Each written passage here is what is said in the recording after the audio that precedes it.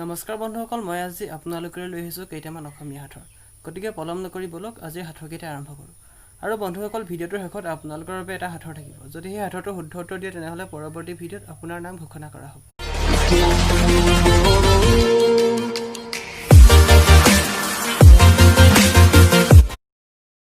তই ক'লে নালাগে, মই ক'লে লাগে।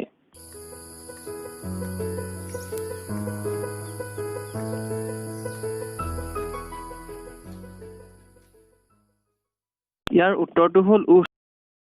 কোৱাচোন শুন, উপজিয়ে আকাশলৈ লৰ মাৰে কোন?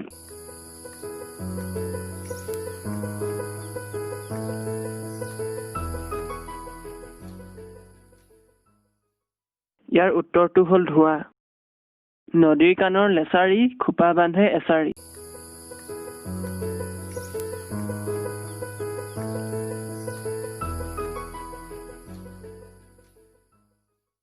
ইয়াৰ উত্তৰটো হ'ল কঠীয়া।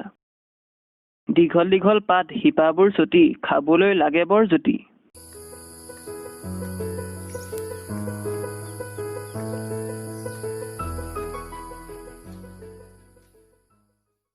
ইয়াৰ উত্তৰটো হ'ল কুঁহিয়াৰ।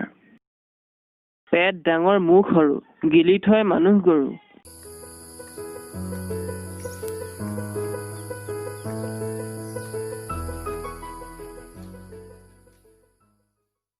ইয়াৰ উত্তৰটো হ'ল ঘৰ। আপোনালোকৰ বাবে এইটো সাঁথৰ। কলিংগৰ লিংগ কাটি মতি, পাথাৰ কাটি পাক, লৱংগৰ ভংগ কাটি মজা মাৰি খা।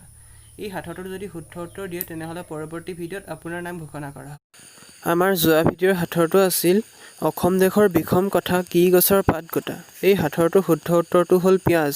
এই সাঁথৰটোৰ শুদ্ধ উত্তৰ আমালৈ প্ৰেৰণ কৰিছিল মইনা হাজৰিকাই। তো বন্ধুসকল, আজিলৈ ভিডিঅ'টো ইমানেই। যদিহে আজি ভিডিঅ'টো চাই ভাল পালে তেনেহ'লে লাইক কৰিব, কমেণ্ট কৰিব, শ্বেয়াৰ কৰিব আৰু চেনেলটো যদি নতুনকৈ আহিছে তেনেহ'লে ছাবস্ক্ৰাইব কৰি বেল আইকনটো দবাই অল অপশ্যনত প্ৰেছ কৰি দিবলৈ কিন্তু একেবাৰে নাপাহৰিব। আকৌ এটা নতুন ভিডিঅ'ৰ সৈতে লগ পোৱাৰ প্ৰতিশ্ৰুতিৰে আজিলৈ আহোঁ।